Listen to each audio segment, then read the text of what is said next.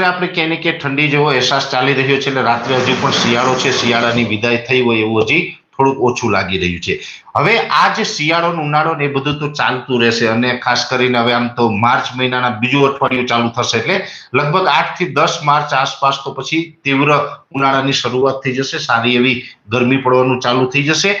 આ વચ્ચે અત્યારે હવામાનમાં એક અસ્થિરતા છે. અસ્થિરતા હવામાનની અંદર એવી છે કે અનેક જગ્યાએ અત્યારે વાદળછાયું વાતાવરણ થઈ ગયું છે. ઉત્તર ભારતના પહાડો ઉપરથી જે વેસ્ટર્ન ડિસ્ટર્બન્સ પસાર થઈ રહ્યું છે, એનો ભેજ કયો, એનો ટ્રફ કયો, એ ગુજરાત સુધી લંબાયેલો છે, અને એની સાથોસાથ દિવસના જે થોડુંક ઊંચું તાપમાન થયું છે, જેને કારણે ગુજરાત ઉપર અસ્થિરતા બની રહી છે. પવનોની દિશા પણ વારંવાર બદલાઈ રહી છે. તમામ પરિબળોને કારણે અનેક જગ્યાએ અત્યારે વાદળછાયું વાતાવરણ થઈ ગયું છે. હું ઘણા ટાઈમથી કહેતો હતો કે 22 ફેબ્રુઆરીથી હવામાનમાં પલટો આવશે.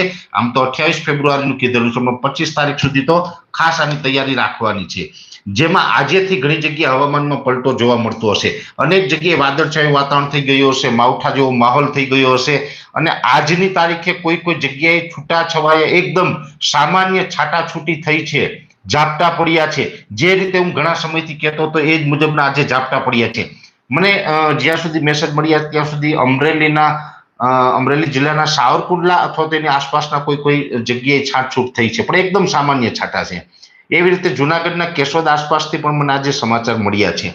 ક્યાં ક્યાં છે એ આવતીકાલે પરફેક્ટ ખબર પડશે, પણ ક્યાંક ક્યાંક જગ્યાએ છાંટા પડ્યા છે, અને હજુ પણ આવનારા હજુ 2-5 દિવસ સુધી છૂટાછવાયા છાંટા પડશે. એ સૌરાષ્ટ્ર, કચ્છ, ઉત્તર ગુજરાતના કોક ભાગો હશે, અને દક્ષિણ ગુજરાતમાં સીમિત વિસ્તાર. પણ એ જોવાનું એ છે કે આમાં કોઈ ડરવાનું નથી. આ કોઈ હેવી માવઠું નથી, મોટું માવઠું નથી. આ માવઠું સાર્વત્રિક નથી. આમ તો માવઠું ના કહેવાય, સામાન્ય છાંટા પડવાના છે, અને માવઠામાં ગણતરી ના થાય.